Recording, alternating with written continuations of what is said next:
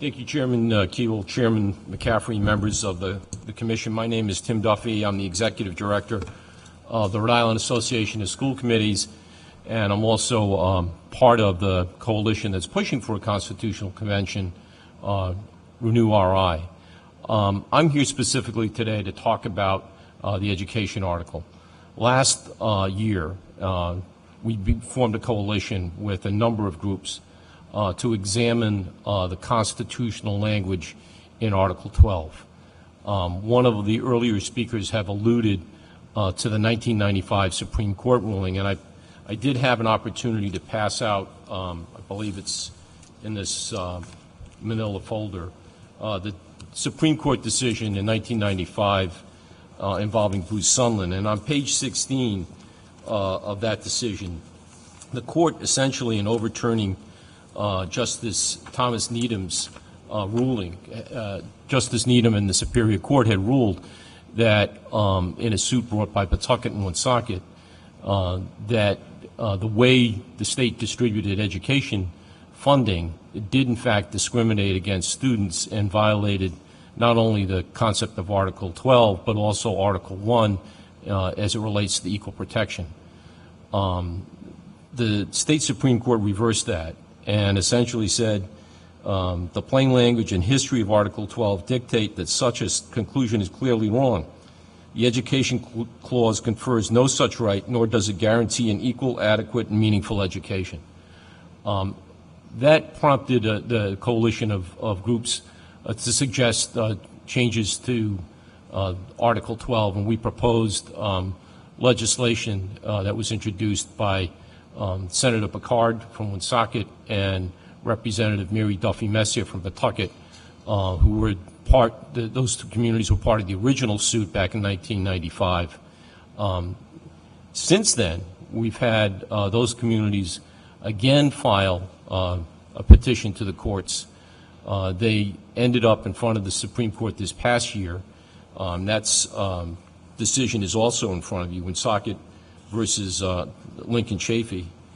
And the court, to a certain extent, agreed with the plaintiffs that there are problems in how we distribute education funding and how some districts seem to have more than others. Again, alluding to the record on page 22 from the court, we emphasize that we are deeply concerned about the conditions of the schools in Pawtucket and Woonsocket as alleged by the plaintiffs, as well as the alleged predicaments of those municipalities regarding their inabilities to allocate funding required to meet state mandates. Installing a means of providing an adequate educational opportunity to every child in the state is not only an admirable goal, it is perhaps the most important function of state and local governments.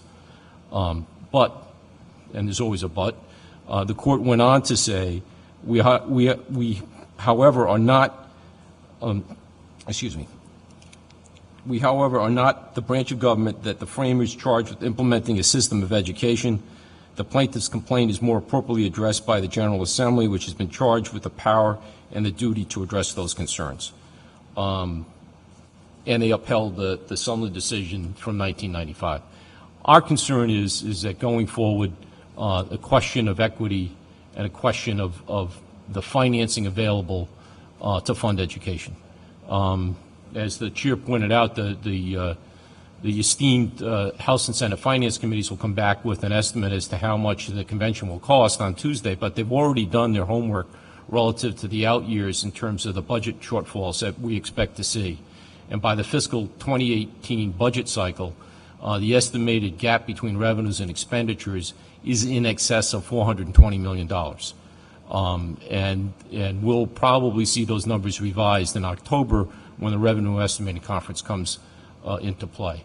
So we're looking at a serious fiscal shortfall, which means that in some respects the state will fall back on local cities and towns and property taxes to fund education, which we currently are over-reliant upon. There are some communities that lack the capacity to raise those revenues.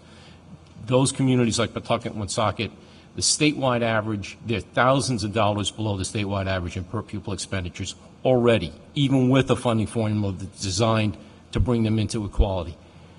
The funding formula in and of itself doesn't even begin to address the inadequacy of the infrastructure that those communities are operating under. The average age of a school building in the state of Rhode Island is 58 years. I'm 59, and I can tell you my knees are starting to go right now.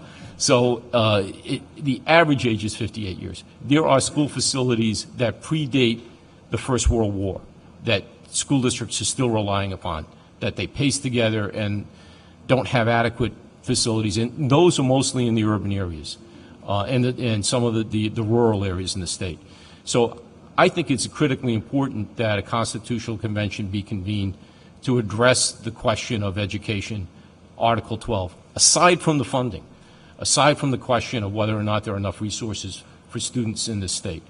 The fact that education is not a fundamental constitutional right to every citizen in the state, to me, is abhorrent.